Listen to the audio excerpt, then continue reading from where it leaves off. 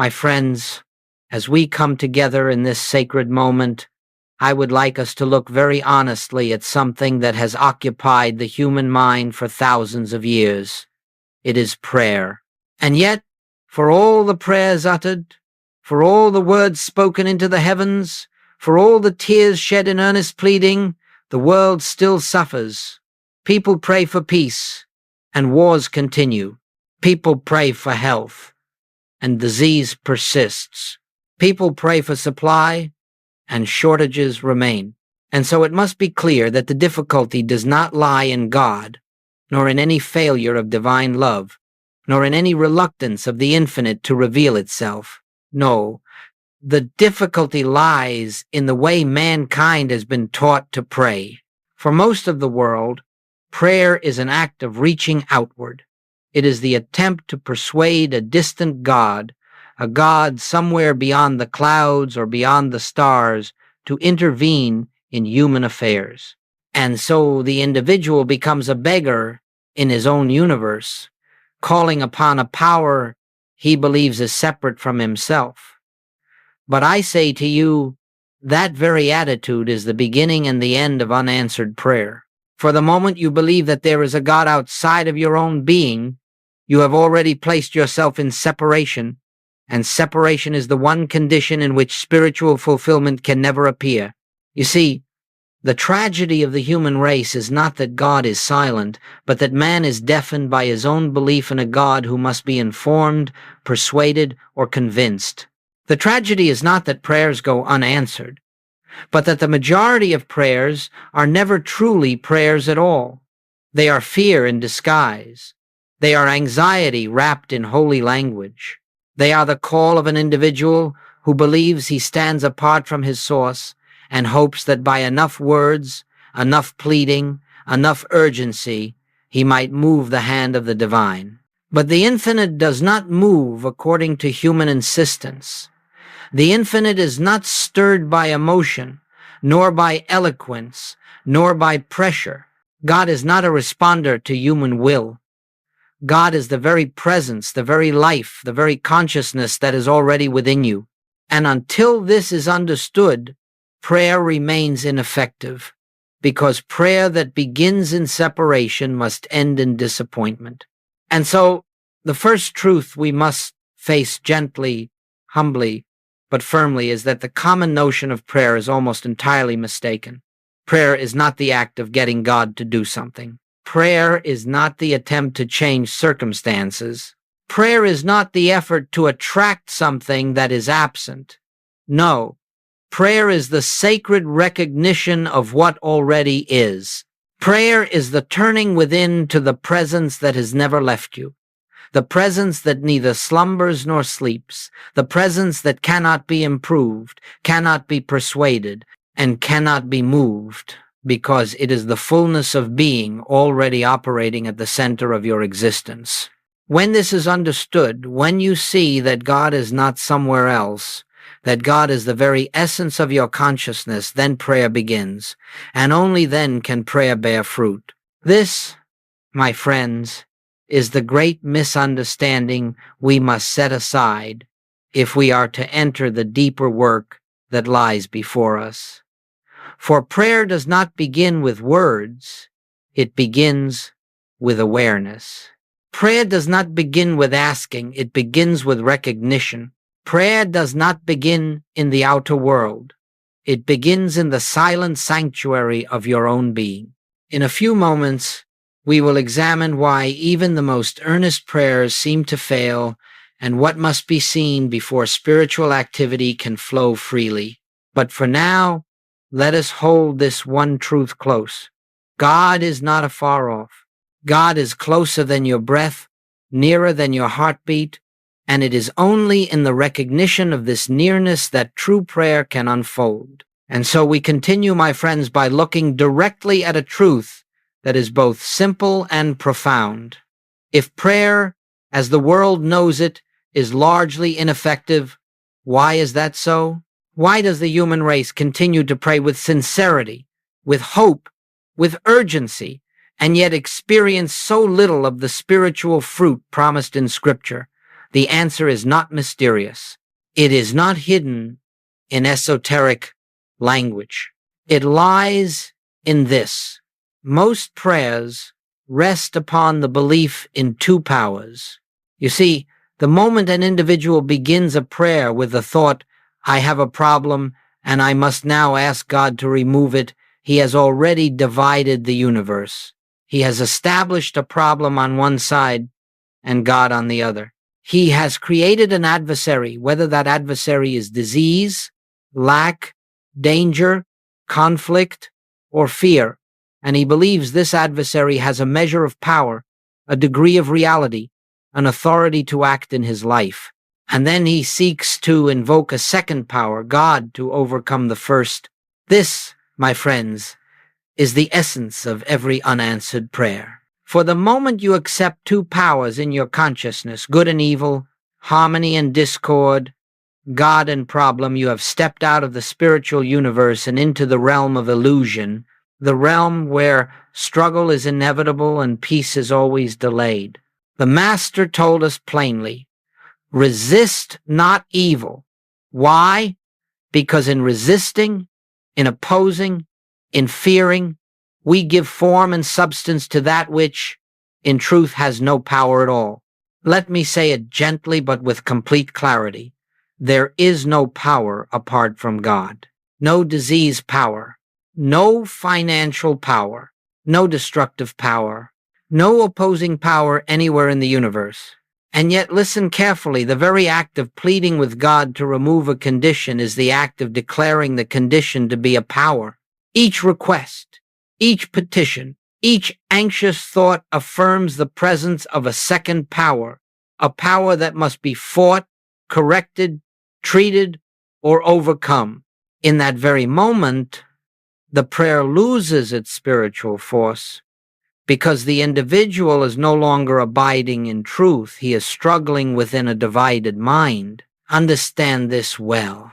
If you pray to God to fix something, you are already confessing that something stands outside the government of God. If you pray to God to heal, you are already accepting disease as a reality. If you pray to God to supply your needs, you are already conceding that supply is lacking.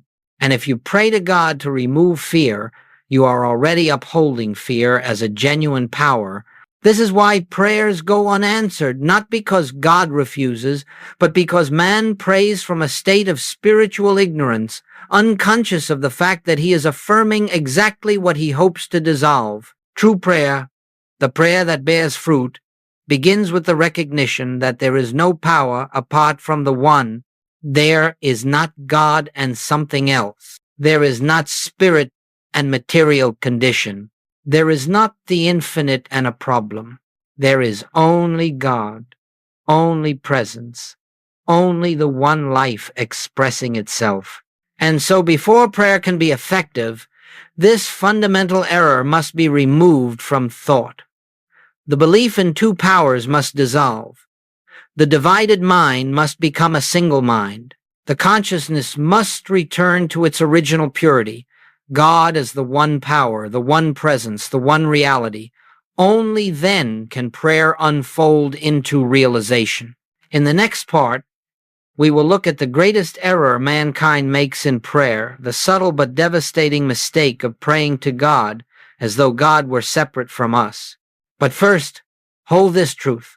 All unanswered prayer has one root, one cause, one misunderstanding, the belief that there is a power other than God. When that belief is surrendered, prayer becomes not an act of asking, but an experience of revelation. Now, my friends, let us come to the heart of a truth that must be grasped before spiritual practice can bear its full fruit. If the belief in two powers is the root of unanswered prayer, then the branch of that same tree is the belief that God is someone, somewhere, to whom we must speak, from whom we must draw help, upon whom we must call as though he were outside of our own being. This is the fatal mistake that has crippled the spiritual life of humanity for centuries, the belief that prayer is directed to God. You see, the very moment you turn toward a God afar off. You have stepped into illusion. You have placed God in time, in space, in distance. You have imagined a God who must hear, must respond, must travel from the invisible world into the visible. And in doing so, you have separated yourself from the only place where God can ever be known, within your own consciousness. Let us be absolutely clear. God is not in the sky. God is not in a temple. God is not in a book, a ritual, a doctrine, or a system of human belief. God is the very presence of your own being, the life that animates you, the consciousness by which you are aware. The kingdom is not coming from without, it is recognized from within. And yet, how often people pray as though they were calling across a great distance. God, heal me. God, save me. God, help me. God, give me what I lack. All such prayers, no matter how sincere, are prayers of separation.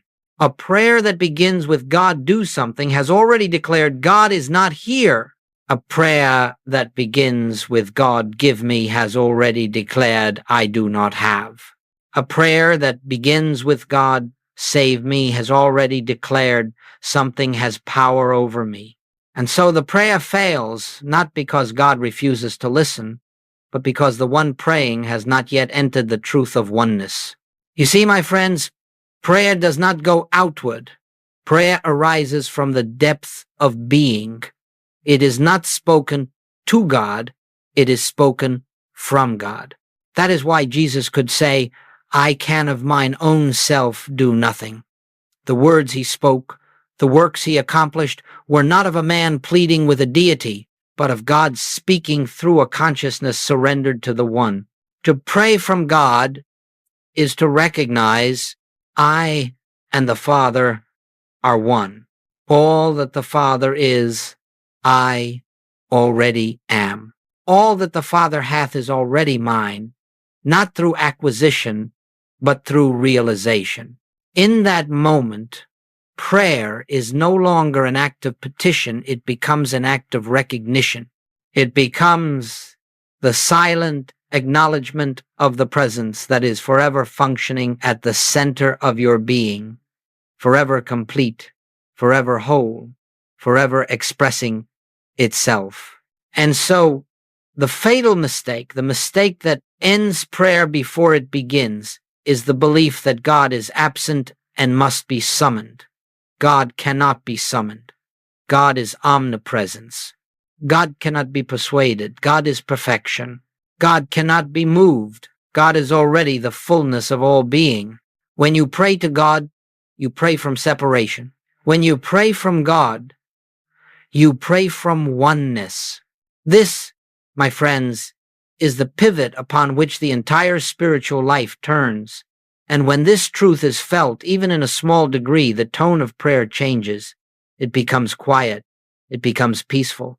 It becomes a resting, not a striving. And from that resting, the activity of God begins to flow. In the next section, we will come to the great turning point, the split second of awareness that transforms prayer from human effort into divine realization. But before we take that step, let this truth rest gently in your heart. God is not reached through prayer. God is revealed through prayer.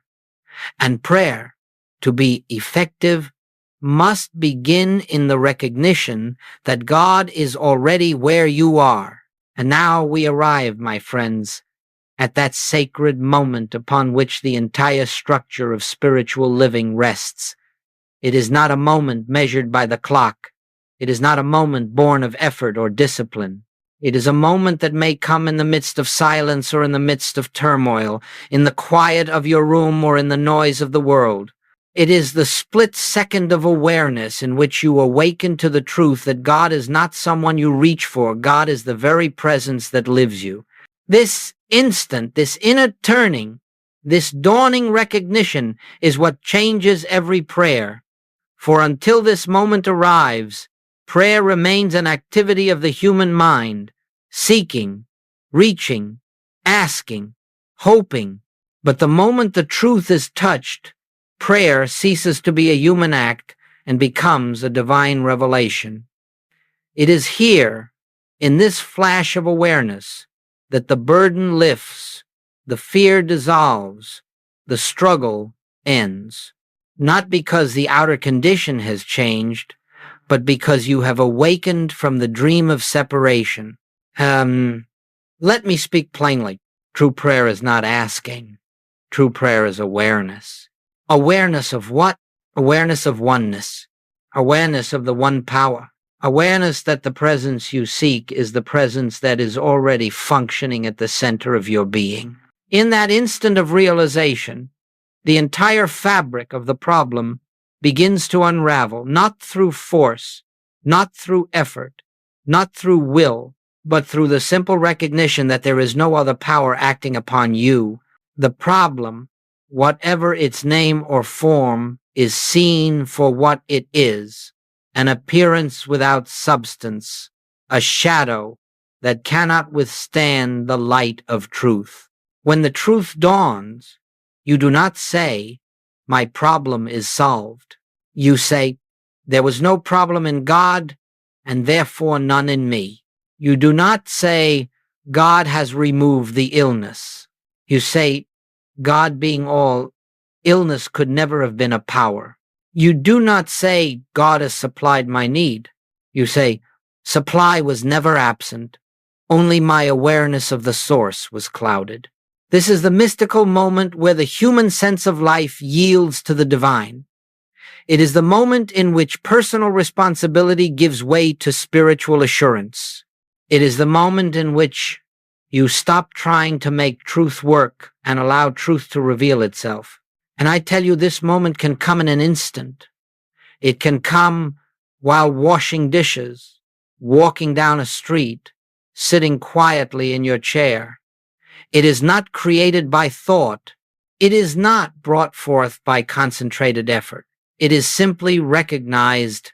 This recognition, this inner click, is the very heart of spiritual realization. It is the rock upon which healing is accomplished, not by adjusting the outer picture, but by illuminating the inner consciousness. Once you have touched this awareness, even for a breath, you will know. Prayer is not the attempt to bring God into your condition. It is the recognition that God never left. In the next section, we will explore how to enter this state more consciously, more frequently, through one simple act, the practice of stopping, of turning inward to that which has always been present. But remember this, the moment you sense the presence, even faintly, the prayer is already answered, because the revelation of the One leaves no room for a second power. And now, my friends, having seen that prayer becomes effective only when it rises from the awareness of oneness, we must look at the simple practice that opens the door to this awareness. It is not a complicated technique.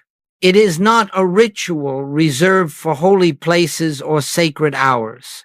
It is the humble, quiet act of stopping the restless activity of the human mind, stopping the frantic search for solutions, stopping the ceaseless effort to make God act according to our will.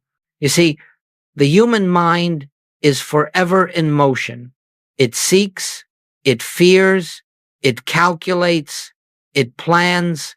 It is always moving toward something or away from something. And yet all spiritual realization begins not in movement, but in stillness. All revelation is born not of thinking, but of resting. All truth enters consciousness not through effort, but through silence. This is why, in the infinite way, we teach the practice of stopping. It is the moment in which you withdraw your attention from the outer world, not to escape it, not to deny it, but to recognize that your good is not in the outer scene at all. It is the moment in which you quietly turn inward and acknowledge, "Thou art here," or simply, "I am." These words are not spoken to attract a presence. They are spoken to awaken your awareness to the presence already functioning. They are not words of request. They are words of recognition. They do not aim to change anything. They aim to reveal what already is. Stopping means this. For a breath, for a heartbeat, for a moment, you release every attempt to improve your life. You lay down the tools of the intellect. You cease your struggle against conditions. You no longer try to direct God, guide God, or instruct God. In that instant, you create the space in consciousness through which the divine activity can reveal itself. This stopping is not an escape from responsibility. It is the entrance into your only true responsibility, the responsibility to be still and let the presence be the presence. Nothing is gained by continuing the mental noise that has governed human living for thousands of years. Something is gained, everything is gained when the noise is silenced. And this practice is not reserved for long hours of meditation. In fact, I would urge you not to wait for long hours. The mind will resist. The world will interfere. Instead, take brief, frequent pauses throughout your day, many times a day, if possible. For just a minute or two, turn your attention inward, with no purpose, no request, no agenda. Simply become receptive. Simply acknowledge, I and the Father are one. The place whereon I stand is holy ground. Thou art here. In these moments of quiet turning, something begins to shift. A subtle peace enters consciousness. A sense of assurance rises, unexplainable but undeniable. You begin to feel, not merely understand, but feel the presence of the one that never leaves you. And as you cultivate this sacred stopping, you discover that it takes less and less time to enter the awareness of oneness. In time, a minute is enough. A breath is enough. A glance inward is enough. This, my friends, is the first practice of true prayer. Stop, turn within, acknowledge the presence, and rest. In the next section, we will explore the essence of this rest, what it means to listen in prayer, to be receptive to the divine impulse that speaks without sound and moves without effort. But for now, let this truth settle deeply. When you stop turning to the world for answers, you begin turning toward the only place where answers exist within the silence of your own being. And now, my friends, having learned the sacred art of stopping, we come to the very essence of prayer. For once the mind grows still, once the inner turning has been made, we discover something remarkable. True prayer is not what we have been taught. It is not the speaking of words. It is not the forming of thoughts. It is not the repetition of formulas or affirmations. No, true prayer is listening, pure receptivity to the divine activity that is already present. The greater part of the world prays by speaking to God, but in spiritual living, we pray by allowing God to speak within us. We do not pray to be heard by God. We pray to hear God. We do not pray to move the divine.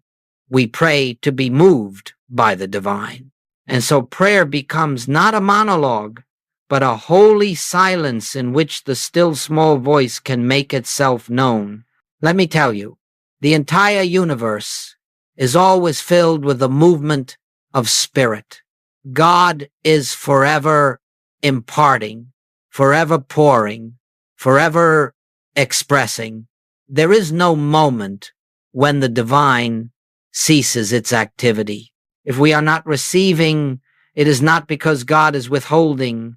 It is because our consciousness is too filled with noise, too preoccupied with desire, too occupied with fear to hear the whisper of the infinite. And this is why we stop. This is why we turn within. Not to present God with a list of needs, but to empty ourselves of all that obstructs our hearing. For in the silence, something happens, not through our effort, but through our receptivity. A wordless assurance arises. A quiet sense of rightness appears. A direction reveals itself, not through thought, but through a gentle inner knowing. This is the comforter that Jesus promised. This is the Spirit of truth that leads us into all truth. This is the divine impulse that needs no human vocabulary to be understood. When you truly listen in prayer, you are not attempting to hear a voice. You are not waiting for words to form. You are not looking for visions or signs. You are simply becoming receptive to the movement of God, the flow of grace, the unfolding realization that begins as a feeling, a peace, a certainty that wells up from within. You may find at times that nothing at all seems to happen. There is only quiet, only stillness. But I tell you, that stillness is the prayer, that quiet is the answer. For in that moment, you are resting in the presence, and the presence is doing its work.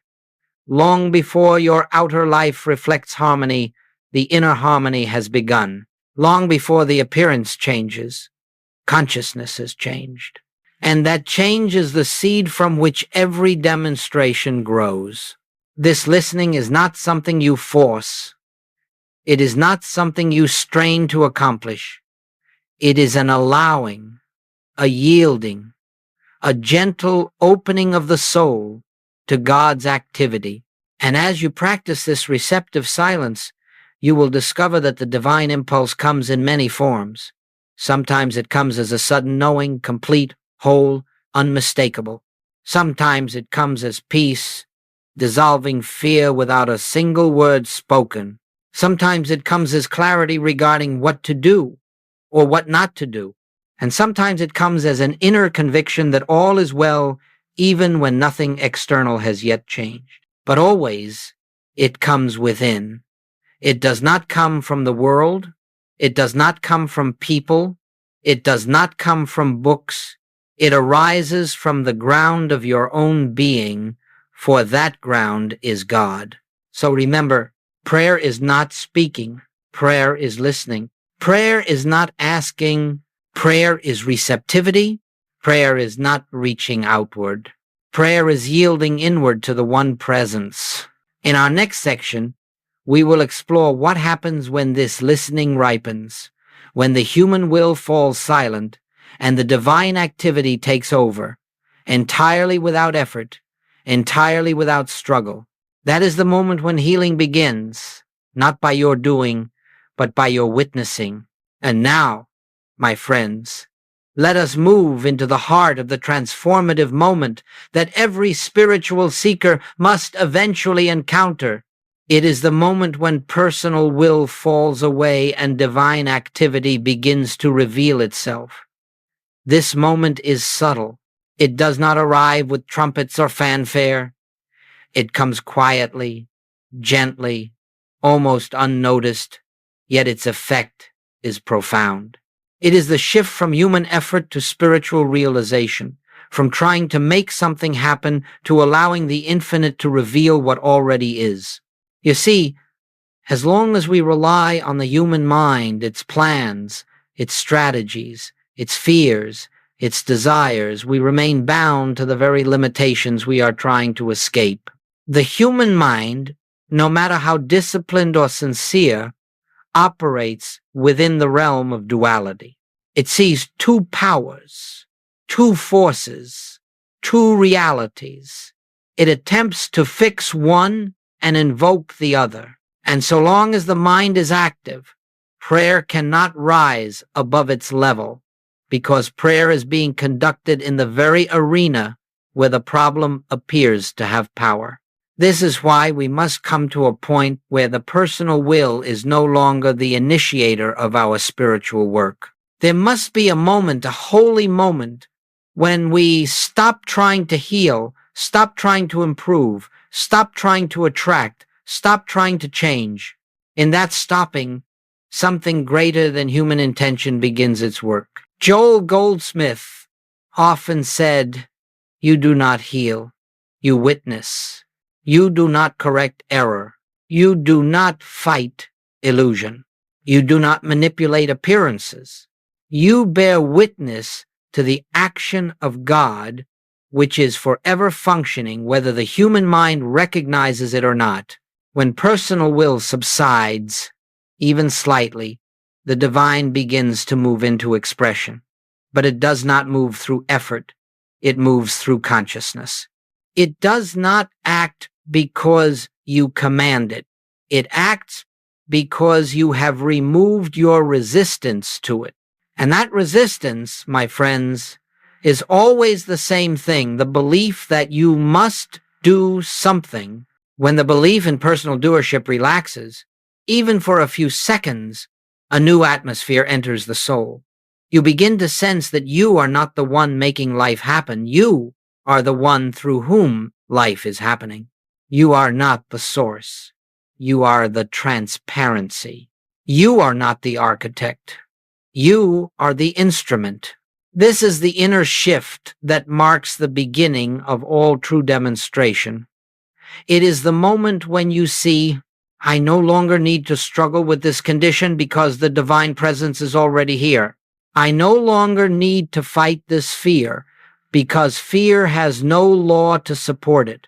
I no longer need to seek supply because supply is the nature of the infinite expressing as my very being. And when this realization dawns, the problem, whatever its form, begins to dissolve, not because you solved it, but because the belief that gave it life has been withdrawn. The outer appearance changes because the inner standpoint has changed. The world rearranges itself because you have stopped trying to rearrange it.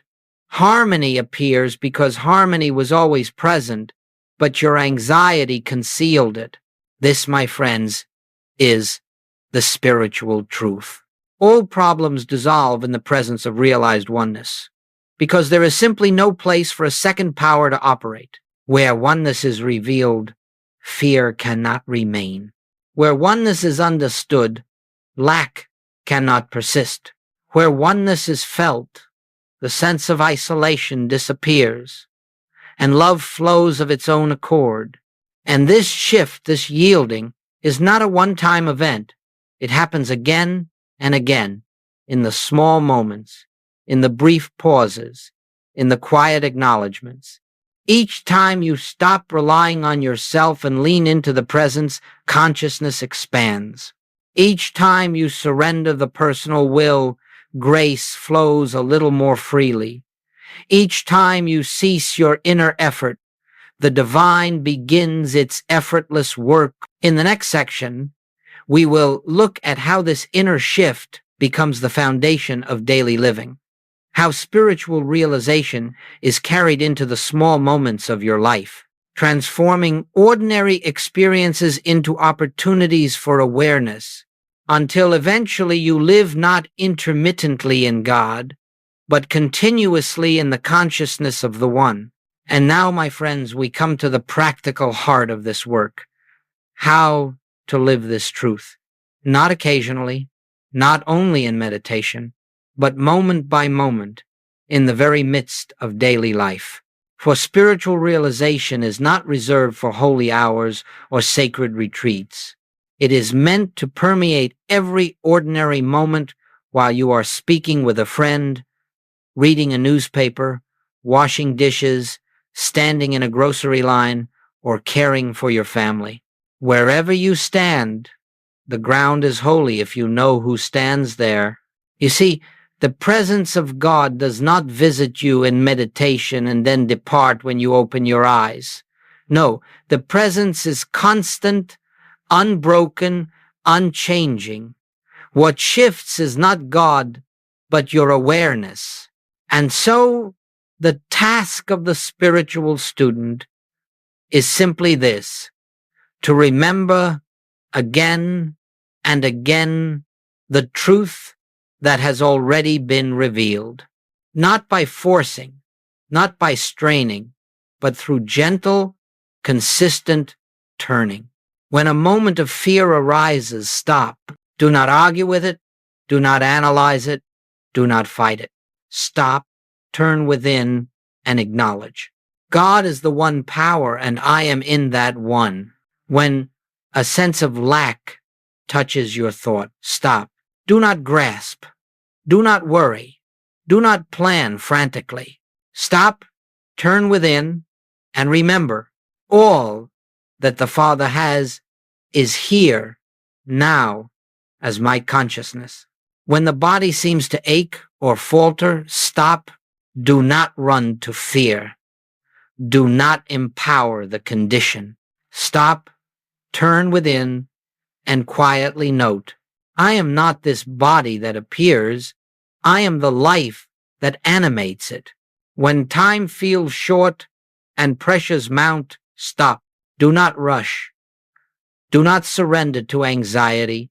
Stop, turn within, and rest in the truth. I live in the eternal now. Time is not my master. In this way, you begin to live the truth, not intellectually, but consciously. You begin to take dominion over the four temporal kingdoms simply by not bowing to them, by refusing to acknowledge them as powers. And each time you stop, even briefly, you loosen another thread of the illusion that holds the world in fear.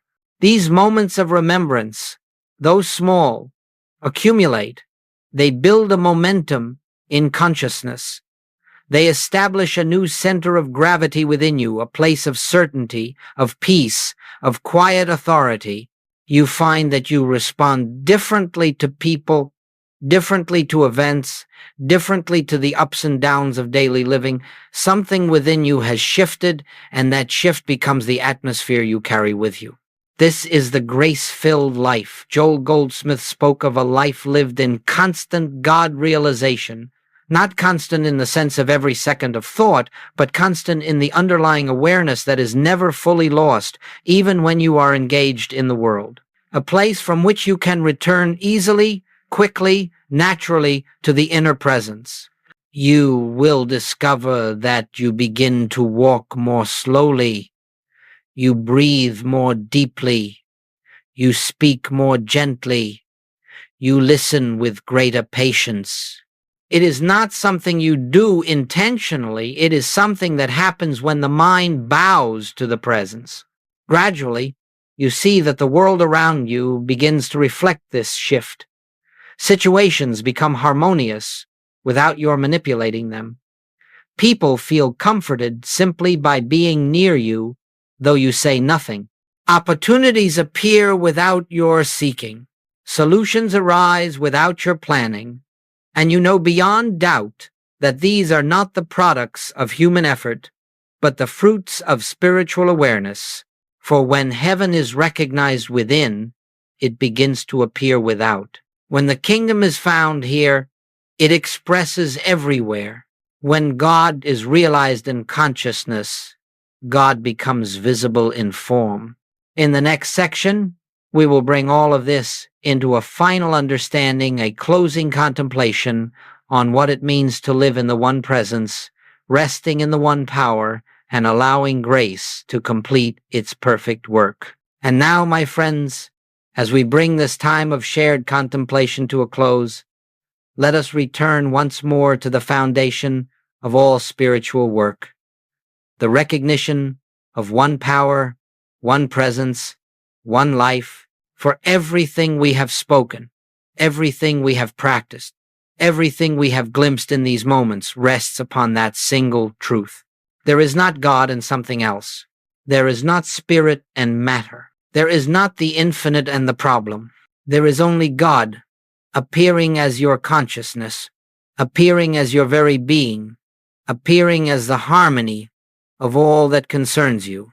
When this truth is known, not merely thought, not merely repeated, but known, every prayer is answered in the only way prayer can be answered, through realization. The answer is never something added to you. The answer is the revelation of what has always been true but was hidden behind a veil of fear, a veil of belief, a veil of separation. And so, as you leave this moment, you do not carry a new technique. You do not carry a new formula. You do not carry a new method. You carry a new awareness and inner knowing that God is not someone to whom you must speak, but the very presence that speaks through you. You carry the assurance that you are not praying to God, but that God is praying as you, expressing through your consciousness as peace, as clarity, as supply, as harmony. I would like to offer you this simple truth to hold in your heart. You do not have to make prayer work. Prayer works when you stop working. When the human mind becomes still, when personal will steps aside, when the old habit of asking and pleading is surrendered, the divine activity flows without obstruction, and you find that God's grace is not something that occasionally touches your life. It is the very law of your being. So let us rest, just for a moment, in quiet recognition. Let us feel, not think, not analyze, but feel the nearness of the presence. Let us acknowledge silently, I and the Father are one. All that the Father is, I am. The work is done. Sit for a breath in this awareness and notice how the atmosphere changes, how the mind softens, how the heart opens, how peace settles like a gentle mantle upon your shoulders. This is the fruit of stillness. This is the result of stopping. This is the answer to every prayer, the recognition of the one that has never been absent. And as you walk back into the world, do not strive to hold this state. Do not grip it with tension. Simply return to it again and again, lightly, gently, throughout your day. For each time you turn within, even for a moment, you are watering the seed of realization, and that seed, in its own perfect season, grows into a life lived in God consciousness. You are never alone. You are never without guidance. You are never without supply, and you are never, ever separate from the one who lives as you, through you, and in you.